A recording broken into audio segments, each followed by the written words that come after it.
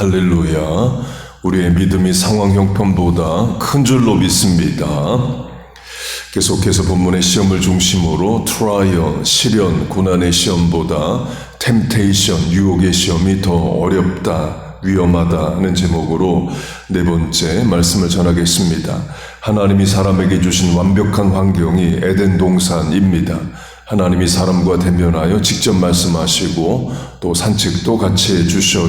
인구도 많지 않습니다. 단 2명입니다. 경쟁, 갈등, 소외, 차별, 도태, 도적 없습니다. 추위와 더위도 없습니다. 아담과 하와가 옷을 입고 살지 않습니다. 그런데 그런 완벽한 환경에서도 사람은 죄의 유혹을 받고 범죄합니다. 선악과 사건이 그걸 말하죠. 마귀가 뱀의 모양으로 나타나서 템테이션, 유혹, 시험합니다. 범죄율 100%입니다. 에덴 동산 2명 사는데 전부 100% 범죄합니다. 그 사람에게 완벽한 환경이 주어지면 범죄하지 않을 것 같지만 완벽한 조건에서도 마귀는 유혹을 하고 사람은 유혹에 넘어가 범죄합니다.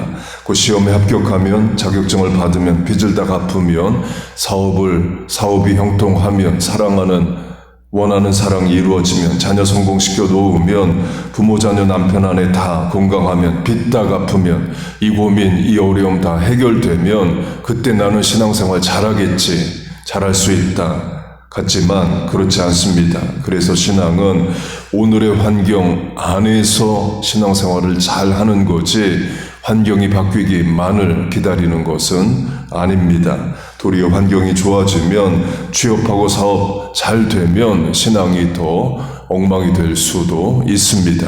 다윗이 그랬습니다. 원수대적 사라지고 자기가 왕이 되니까 간음하고 살인합니다. 트라이얼, 시련, 고난의 시험 중에는 하나님께 더 가까이 나가고 눈물로 기도하고 기록상 성경 최대 기도자였던 다윗이 원수대적 물러가고 자기가 왕이 되니까 범죄합니다. 고난 중에 기도하던 자가 형통한 날이 오자 범죄합니다. 그렇게 창세기에 하나님이 주신 완벽한 환경으로 에덴 동산이 나옵니다. 계시록에도 완벽한 환경을 찾으라면 천년입니다. 그러니까 흔히 천년 왕국, 밀레니얼 킹덤이라 부르는데 성경에는 이제 천년으로만 나옵니다. 거기에 왕국을 붙여서 천년 왕국이라 부릅니다. 이 천년 왕국에 대한 것은 신학교마다 교단마다 다 해석이 다릅니다. 정확히 모릅니다. 계시록 20장을 보면 천사가 내려와서 마귀를 결박하여 천년 동안 무적행, 또 bottomless pit에 감금해 놓습니다. 그리고 예수님과 성도들이 천년 동안 왕노릇합니다. 천년의 정의와 의미, 왕노릇의 정의와 의미가 여러 가지입니다. 곧 문자적으로 해석할 거냐, 상징으로, 비유로 해석할 거냐가 다 다릅니다. 우리 교회가 속한 교단, Reformed Theology, 개혁신학, 그 장로교 신학, 청교도, 또 종교개혁자 칼빈의 신학은 상징으로 해석합니다. 종교개혁자 루터의 신학도 상징으로 해석합니다. 천주교 동방교회 상징으로 해석합니다. 근거는 계시록에 많은 숫자들이 있는데 문자적으로 해석 잘 안 합니다. 계시록 3장에 너희가 10일 동안 10days 10일 동안 환난을 받으리니 죽도록 충성하라. 그리하면 생명의 면류관을 너희에게 주리라. 그때 10일도 하나님이 정하신 끝이 있는 기간을 상징하는 거지 환난이 10days가 아니죠. 로마 제국의 핍박은 300년을 갔습니다. 그렇게 기독교의 천주교 동방교회 개신교의 대다수가 상징으로 해석합니다. 이유는 문자적으로 해석하면 많은 문제들이 발생합니다. 성도가 예수님과 천년 동안 왕노릇을 하는 거면 전 세계 장관, 주지사, 도지사, 대통령, 수상 믿는 자, 성도만 하는 겁니다. 그 천년 동안 성도는 죽지 않고 있는 거냐 아니면 또 그 천년 동안 사람들이 결혼하고 출생은 하는 거냐 많은 문제가 있습니다. 그래서 전설한 대로 천주교 동방교회 개신교 대다수가 상징으로 해석을 합니다. 이는 문자적 해석이 완전히 틀렸다를 말하는 게 아닙니다. 우리가 정확히 모른다는 거예요. 강조점은 천년 왕국은 완벽한 환경으로 이제 묘사가 됩니다. 예수님이 예루살렘에서 직접 다스립니다. 그리고 성도들 믿는 자만이 전 세계에 흩어져서 주지사 대통령 수상합니다. 문자적으로 보면 그래요. 1000년 동안 마귀도 감금이 되어 활동을 못합니다. 마귀 없고 예수님 직접 다스리시고 성도만 위정자하면 완벽한 조건에처럼 보이죠. 문제는 1000년이 지나고 마귀가 풀려나자 곧바로 큰 전쟁이 일어납니다. 곡과 마곡이 마귀에게 템테이션, 디셉션, 유혹, 미혹이 돼서 바다의 모래처럼 군인들이 모여 전쟁한다 말합니다. 에덴 동산에서 하나님을 대면하던 완벽한 삶의 환경에서도 마귀, 뱀이 나타나자 사람이 미혹되고 범죄한 것처럼 문자적으로 해석하면 1000년 동안 예수님이 직접 세상을 다스리시고 위정자는 전부 다 기독교인, 성도인, 완벽한 삶의 환경에서도 마귀 풀려나자 바로 전쟁이 일어납니다. 곧 개인의 삶의 환경이 지구 환경이 완벽하다고 해서 사람이 범죄하는 게 아니라 이에요. 도리어 질병, 환난, 핍박에 불완전하고 어려운 오늘에서 성도는 믿음을 지키고 신앙생활 하는 겁니다. 본문도 마찬가지죠. 예수 믿으면 로마 제국에 의해서 손해, 핍박, 죽임을 당하던 때였습니다. 1세기 성도들이 이 환난 지나가기만을 기다린 게 아닙니다. 그 환난 속에서 믿음을 지키고 신앙생활을 한 거예요. 도리어 로마 제국이 기독교 제국이 되자 믿음이 변질되고 타락하죠. 그래서 종교개혁이 일어납니다. 마지막으로 하나님이 한 개인에게 주신 완벽한 조건, 환경의 인물이 솔로몬입니다. 솔로몬은 왕의 아들로 태어나서 왕이 됩니다. 왕국시대의 왕자로 태어나서 왕 됐으면 최고의 인생이죠. 하나님으로부터 지혜, 명예, 부귀, 장수를 받습니다. 북부 아프리카, 메소포타미아, 중동 전체에서 솔로몬의 지혜를 능가할 지혜는 없습니다. 이디오피아 여왕이 솔로몬 보겠다고 또 방문하기도 합니다. 나라는 안정되고 영토는 이스라엘 역사에서 최대 영토입니다. 구약 성경에 하나님이 별칭, 애칭을 주신 유일한 인물이 솔로몬입니다. 여디디아라는 이름을 주셔요. 뜻은 하나님이 사랑하시는 자입니다. 다윗도 왕을 했지만 많은 고난을 거쳐 왕을 했고 요셉과 다니엘도 총리를 했지만 많은 고난을 통해서 총리가 됩니다. 그에 반해 솔로몬은 큰 고생 없이 살고 왕까지 합니다. 솔로몬만큼 완벽한 인생 없다 말할 수 있죠. 그렇게 하나님이 많은 것을 주셨으면 솔로몬이 신앙생활 잘하느냐는 거예요. 아닙니다. 인생 말년에 우상 숭배자가 됩니다. 구체적으로 어느 신을 위한 신전이 4개를 짓고 그 외에도 많은 신전을 지었다 말합니다. 그리고 직접 우상 숭배합니다. 하나님이 2번이나 직접 나타나십니다. 보통은 선지자를 보내 경고하시는데 솔로몬에게는 하나님이 직접 나타나십니다. 2번이나 나타나셔요. 그래도 돌이키지 않았다로 열왕기상은 끝납니다. 그러니까 전도서가 있어서 회개했다고 추정할 뿐입니다.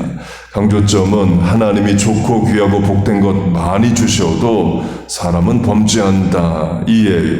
그래서 오늘 내 형편이 나아지면 빚다 갚으면 몸 건강해지면 자식들 다 결혼시켜 놓으면 문제 갈등 다 없어지면 내가 신앙생활 잘하겠지가 내 뜻대로 내 생각만큼 잘 안 됩니다.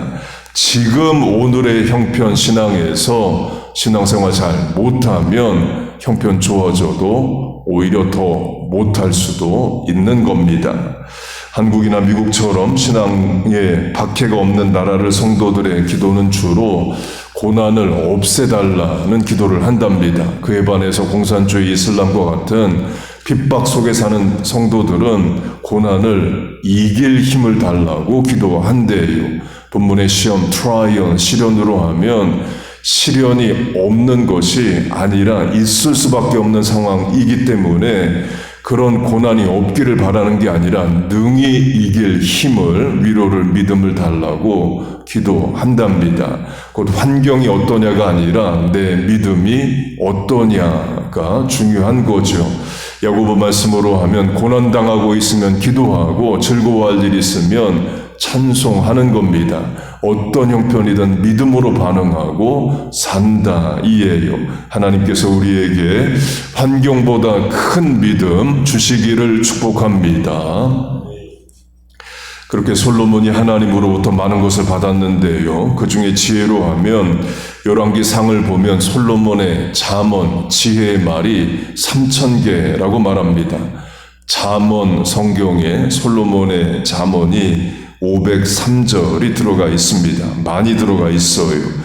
또 솔로몬이 시편, 그 노래를 1,005개를 작사 작곡했다 말합니다. 그런데 시편 150편 중에 솔로몬의 시편은 단 2개만 들어갑니다. 솔로몬의 아버지 다윗의 시편이 74개, 곧 150편 중 49%인 것에 비하면 솔로몬이 1,005개나 시편을 지었는데 성경에 2개라는 것은 좀 상대적으로 적죠. 이유를 이렇게 해석합니다. 다윗의 시편은 대부분 supplication, 탄원시, 눈물로 부르는 기도, 노래, 죽겠다, 못 살겠다, 어렵다 이런 내용입니다. 본문의 trial, 시험, 고난 중의 기도입니다. 그에 반해서 별 고생 안 해보고 산 솔로몬의 시편 1,005개는 그 중에 단 2개 정도만 성경이 기록할 가치가 있다로 해석을 합니다. 그리고도 전설한 대로 우상숭배했기 때문에 솔로몬의 기도문을 많이 실지 않았다로 해석을 합니다. 그에 반해 지혜는 이제 보편 진리의 가치 차원도 있으니까 잠언에 503개가 들어갑니다. 세상도 마찬가지죠. 우리가 어떤 사람이 책을 읽는다든지 강의를 듣는다든지 교훈, 도전을 받는다면 솔로몬처럼 부잣집 아들로 태어나서 별 고생 없이 세상 부귀영화 다 누린 사람의 강의나 책을 읽기보다는 우리와 비슷한 형편 또는 더 어려운 형편이었지만 고난을 이겨내고 인내하고 성공한 인생에서 우리가 도전과 교훈을 얻습니다. 대부분 우리의 인생은 다윗과 같이 솔로몬과 같지는 않습니다. 우리가 예수님을 사모하고 의지하는 이유도 마찬가지입니다. 본문 뒤 2장, 4장을 보면 이 땅에 오신 예수님도 고난을 당하셨다 말하고 히브리서는 예수님이 시험, 고난을 받으셔서 능히 우리를 도우신다. 인생이 어떤 어려움에 처했는지 예수님 직접 경험하셨다고 말합니다. 십자가에 죽기까지 하시죠. 그렇게 예수님 고난당하셨기 때문에 우리가 예수님 말씀이 또 우리에게 소망이 되는 거죠. 예수님이 솔로몬처럼 왕의 아들로 태어나서 부귀영화만 누리셨다 그러면 또 우리가 아는 믿는 예수님이 아닙니다. 곧 오늘이라는 환경에서 신앙생활 잘 하는 겁니다. 그리고 하나님 형편 좋게 해주시면 더 감사하게 신앙생활 잘하는 거예요. 하나님께서 오늘이라는 환경을 삶을 이길 힘을 주시고 상황 형편보다 큰 믿음 주시기를 주의 이름으로 축복하고 축원합니다. 아멘. 기도하겠습니다. 하나님 아버지, 우리와 자녀들의 믿음이 크게 하여 주옵소서. 세상을 환경을 오늘을 이기게 하여 주옵소서. 문제 난제보다 하나님 더 크게 보게 하시고 하나님 예수님 의지하고 오늘이라는 시간 공간 문제 난제들을 이겨나가게 하여 주옵소서. 기도할 때 우리를 위로하시고 찬송할 때 하늘문 열리게 하시고 말씀 들을 때에 심령의 강건함을 허락하여 주옵소서. 오늘도 이렇게 하루의 첫 시간 하나님 앞에 드리고 남은 시간 공간 살아갑니다. 함께 하시고 도우시고 은혜를 내려 주옵소서. 간구하는 기도에 응답하여 주옵소서. 예수님의 이름으로 기도하옵나이다. 아멘.